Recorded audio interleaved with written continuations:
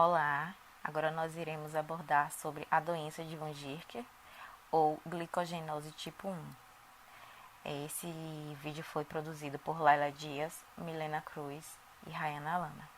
Mas afinal, o que é a doença de Van Gierke e como ela pode ser caracterizada? A glicogenose tipo 1 ou a doença de Van Gierke pode ser caracterizada como uma desordem metabólica hereditária de caráter autossômico recessivo que leva ao acúmulo de glicogênio, que é causada pela deficiência de glicose 6-fosfatase em uma glicose e fosfato inorgânico, um passo importante na manutenção da homeostase da glicose.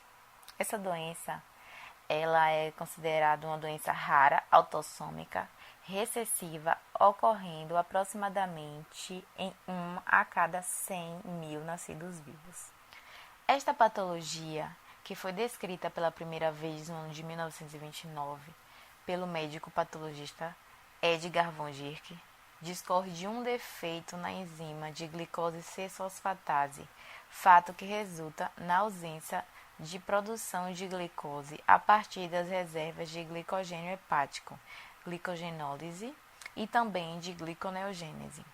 As glicogenoses são doenças secundárias a um erro no metabolismo, que de fundo hereditário, a qual resulta de concentrações alteradas de glicogênio no organismo.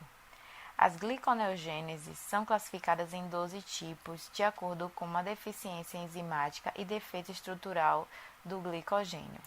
No caso específico, o defeito está na própria molécula da G6-fosfatase que não consegue produzir a glicose. Agora falaremos sobre a glicogênese. Ela é a síntese de glicogênio. Já o glicogênio é um polímero da glicose, que serve como reserva de açúcar para o corpo. A glicose é armazenada nas células hepáticas e musculares na forma de glicogênio.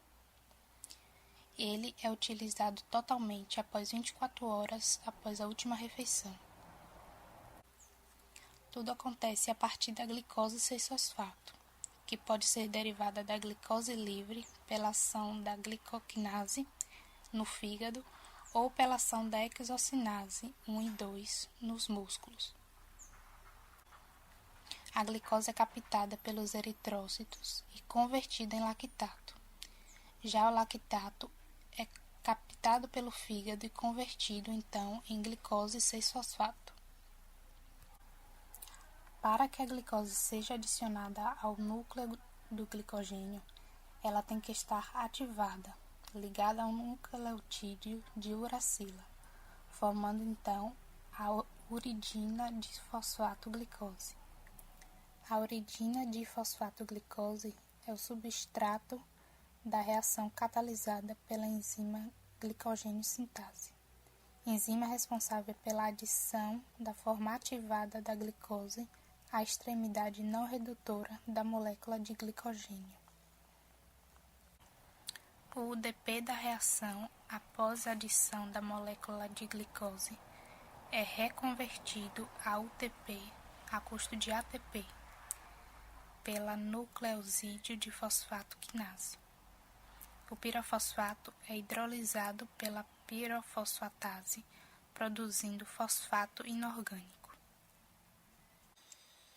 Então, para cada resíduo de glicose incorporado ao glicogênio, são gastos 2 moléculas de ATP. A glicose é fosforilada em glicose 6-fosfato. Essa origina 2 moléculas de piruvato.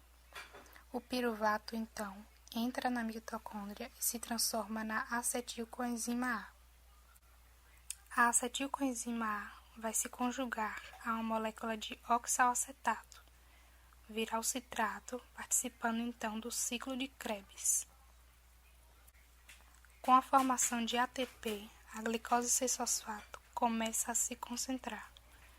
Ela se transforma em glicose 1-fosfato, que reage com a molécula de UDP, dando origem a uma molécula de UDP-glicose. A UDP-glicose, que é utilizada pela enzima glicogênio sintase, mais o pirofosfato, vai então sintetizar o glicogênio. adicionando a UDP-glicose e adicionar a extremidade não redutora do glicogênio. E assim, então, forma-se o bloco de glicogênio. Na via alterada, o defeito está na própria molécula de G6-fosfatase, que não consegue produzir glicose. Ela é responsável por quase de 80% dos casos conhecidos da doença de von Gierke. O fígado deixa de fornecer a glicose para o sangue e o organismo passa a depender apenas da alimentação para receber esse importante nutriente através da absorção intestinal. Nessa eventualidade, ao se esgotar a fase pós-prandial, instala-se a hipoglicemia, que induzirá a síntese de diversos hormônios, como glucagon, adrenalina e cortisona, que estimularão a gliconeogênese. Um estímulo inútil, pois a glicose 6-fosfato, eventualmente sintetizada no fígado, através desta via, não conseguirá transformar-se em glicose sanguínea pela falta de fosfatase ou dos transportadores.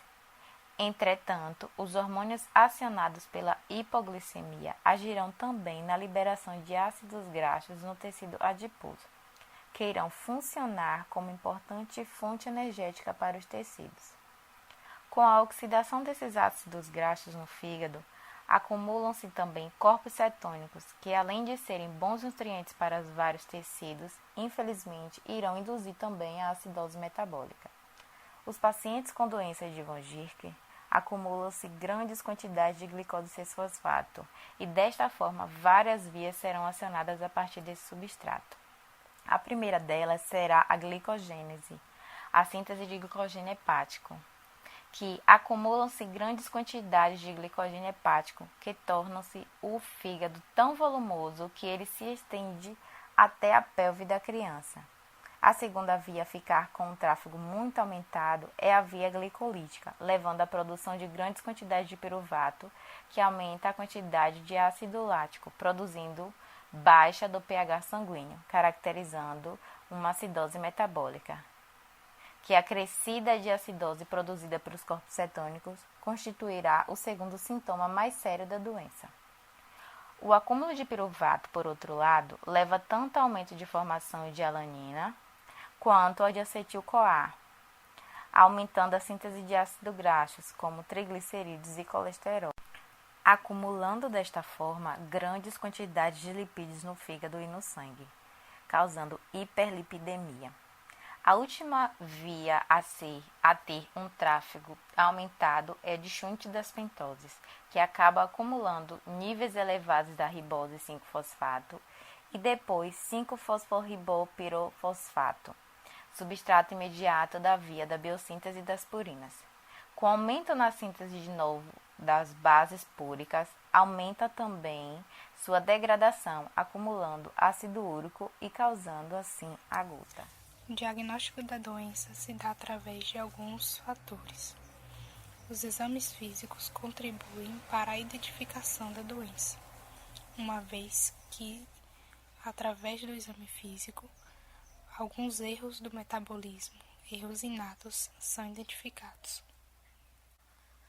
Alguns sintomas que podem levar ao diagnóstico da doença são o quadro neurológico, a hipoglicemia, convulsão, acidose metabólica, hiperuricemia e hepatomegalia.